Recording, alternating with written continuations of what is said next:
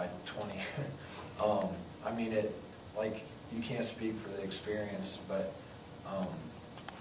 like, we have that now. Like, we've been against Belmont where Andres hit a huge three and we could win by one. And then we've played against Michigan State where they've made a run in the second half and we've held them off.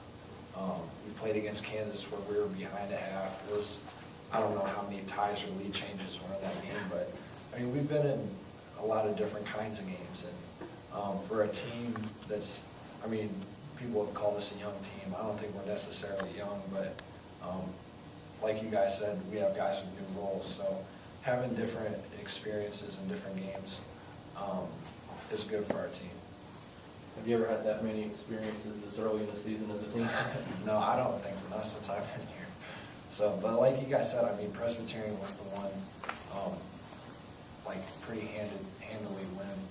We won pretty handily, but other than that, like, we've had some good wins against quality competition. You beat them easily, and they go up and beat Cincinnati, get Cincinnati. Yeah. So, I heard about that. win might mean a little more after that. Right. You guys have played Michigan State, now you're playing Ohio State. You know, some people say that Big Ten basketball has its own feel. Do you see a similarity between these two teams? Yeah, definitely.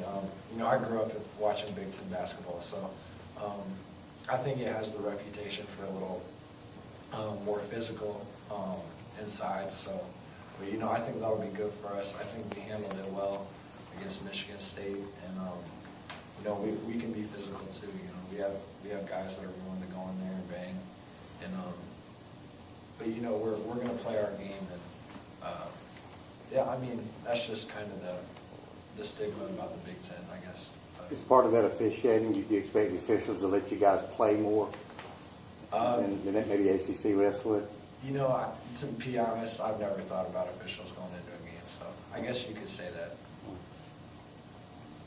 Is it something that teams talk about at all, that former Duke player Greg Hollis is a video coordinator at Ohio State? Your brother Miles is the only player on the team at the same time. So is that something coaches have talked to you about, or you guys have just talked about in the locker room? I actually just found out about that before I came in here because Pliz said somebody wanted to do an interview with Miles because of that, but no, I had no idea about that.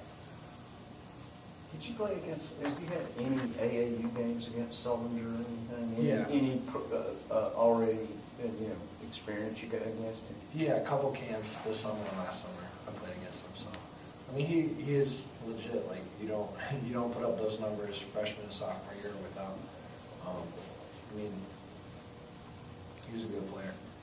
Have you seen before and after the weight loss? Because supposedly he's trimmed down a lot. I just wondered if you'd seen that and wondered how that impacted him. No, I have not. Liz said have, you know, a lot of young guards playing right now, and that the offense has kind of been pretty smooth throughout this year.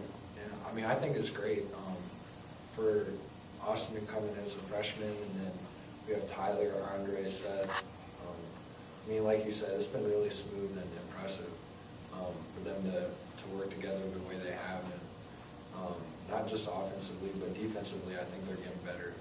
I mean, to have a guy like Tyshawn Taylor have 10+ turnovers last game, that was big. I mean, that doesn't just happen on his own. He had some defensive pressure on him. So, but I think they're getting better, and they'll continue to do that.